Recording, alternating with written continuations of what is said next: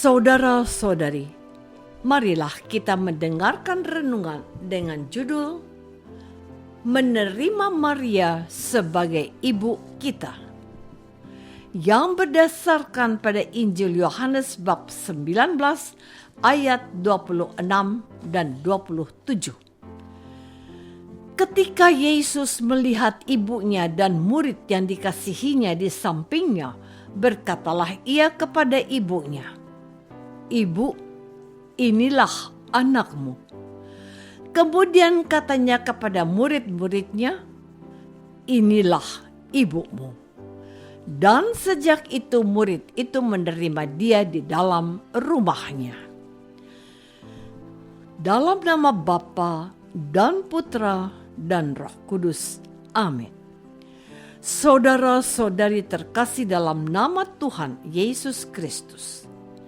Hari ini, tepat 1 hari setelah Hari Raya Pantekosta, Gereja Katolik memperingati Santa Perawan Maria, Bunda Gereja. Pada Hari Raya Pantekosta, Gereja Perdana bersama Ibu Yesus menerima janji Yesus, yaitu turunnya Roh Kudus. Jauh sebelum peristiwa tersebut, ada yang menarik untuk diperhatikan, yaitu peristiwa ketika Yesus dihukum mati dengan cara disalibkan. Pada saat dia sedang tergantung dan meregang nyawa, Yesus memberikan wasiat pamungkas dari haribaan salibnya. Ini yang dikatakannya, "Ibu, inilah anakmu." Kemudian katanya kepada murid-muridnya, "Inilah ibumu." Ibu yang sudah melahirkannya, ibu yang sudah menyusuinya, ibu yang sudah membesarkan dan mendidiknya, ibu yang mencari dia saat dia berkeliling berkhotbah, ibu yang mengikuti jalan salibnya, ibu yang sabar, diberi tanggung jawab untuk melakukan hal yang diterimanya sekali lagi kepada murid yang dikasihinya. Dan kepada para muridnya, Yesus mempercayakan kehadiran ibunya di antara mereka. Murid itu menerima wasiat Yesus dengan cara menerima Maria dan mempersilahkan dia tinggal di dalam rumahnya. Saudara-saudari terkasih, peristiwa penyalipannya, bukti cintanya yang tidak berkesudahan, dijadikannya momen untuk memahkoti Maria, ibunya, dengan gelar Bunda Gereja. Yesus menegaskan kepada mereka, "Inilah ibumu. Inilah Bunda Gereja." Dia akan selalu ada bersama mereka sepeninggal Yesus yang akan wafat di kayu salib. Bukan hanya itu, melainkan juga sepeninggal Yesus yang diangkat di surga, dan terlebih lagi di saat para murid menantikan kedatangan Roh Kudus. Maria menemani mereka dalam doa yang tidak berkesudahan.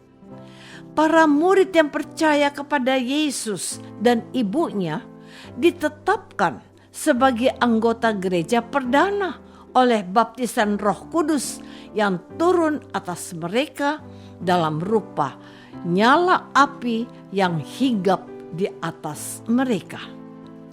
Inilah iman gereja bahwa Maria bukan saja Bunda Allah karena melahirkan Yesus, melainkan juga Bunda Gereja karena ia melahirkan mereka yang akan percaya kepada putranya karena kesaksian para rasul dan Roh Kudus yang turun atas mereka. Saudara-saudari terkasih, bagi Gereja Katolik, Bunda Maria selalu menjadi tokoh sentral dan inspiratif sebagai murid Tuhan Yesus yang taat kepada Bapa dan setia mendampingi anaknya hingga wafat di kayu salib. Maria adalah sosok terpuji yang dimuliakan oleh Yesus ketika ia mengatakan kepada semua orang, "Saudara dan saudariku dan ibuku adalah mereka yang mendengarkan firman Tuhan dan melaksanakannya." Marialah orang pertama yang dimaksud oleh Yesus dan ia telah lolos ujian. Berkat kepatuhannya kepada kehendak Allah Bapa, maka Maria dihormati oleh gereja dan dinyatakan sebagai sosok terkudus dan terpuji di antara manusia. Dan karena itu ia didahulukan dan dihormati oleh gereja. Sebab Tuhan Yesus sudah mengangkat Maria ke surga dengan jiwa dan raganya. Gereja merayakan pesta peringatannya setiap tanggal 15 Agustus. Mengapa gereja pada hari ini merayakan peringatan Maria sebagai Bunda Gereja? Pertama, karena Tuhan Yesus telah mengatakan sendiri kepada para muridnya bahwa bundanya sekarang juga adalah bunda mereka. Maria itu bukan hanya seorang ibu bagi Yesus, melainkan juga seorang murid yang patut diteladani dan dicontoh oleh setiap orang yang menyebut dirinya orang Kristen. Orang Kristen dapat memandang kepada Maria dan belajar dari Maria apa artinya menjadi pengikut Tuhan Yesus. Saudara-saudari terkasih, seorang pengikut Tuhan Yesus adalah orang menyangkal dirinya, memikul salibnya, dan mengikuti Yesus.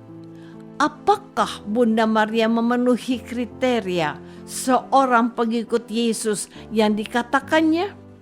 Tentu saja betul. Bunda Maria tidak berusaha untuk mementingkan keperluannya sendiri. Siapakah dirinya? Dia adalah seorang hamba Allah. Dia bisanya hanya berkata pada utusan Allah, "Jadilah padaku menurut perkataanmu." Yang penting bagi Maria bukan keinginannya, melainkan kehendak Allah yang terjadi. Bukankah jiwa Yesus ada dalam jiwanya? Bukankah hati Yesus ada dalam hatinya? Seperti Yesus, Maria telah memilih kehendak Bapa, bukan keinginannya yang terjadi. Apakah Maria memikul salibnya? Ya, Maria memang tidak banyak suaranya. Ia menyimpan segala perkara itu di dalam hatinya. Ketika Yesus harus mengatakan kebenaran bahwa tidak tahukah kamu bahwa aku harus berada di rumah Bapakku? Bukankah Maria mengalami pertanyaan ini? Siapakah ibuku? Siapakah saudaraku? Sekalipun begitu, Maria tahu anaknya sedang memuliakan dirinya. Apakah Maria mengikuti Yesus? Tentu saja. Maria setia sampai di bawah kaki salib Yesus. Karena kesetiaannya itu, dia memperoleh gelar ini, Santa Perawan Maria, Bunda Gereja. Marilah kita melihat kepadanya dan meneladan hidupnya agar bisa menjadi murid Yesus yang setia, menyangkal diri, memikul salib, dan mengikuti Yesus. Apakah aku mau menerima Maria sebagai ibu yang mengajariku menjadi murid Yesus? Marilah kita berdoa. Bapa yang Maha Baik, Engkau menetapkan Maria sebagai Bunda Yesus dan muridnya yang teruji dan terpuji. Bantulah kami selalu menghormati Maria dan belajar daripadanya agar menjadi pengikut Putramu, Yesus Kristus, Tuhan kami. Amin. Semoga kita semua selalu dinaungi dan dibimbing oleh berkat Allah yang Maha Kuasa. Dalam nama Bapa dan Putra dan Roh Kudus. Amin.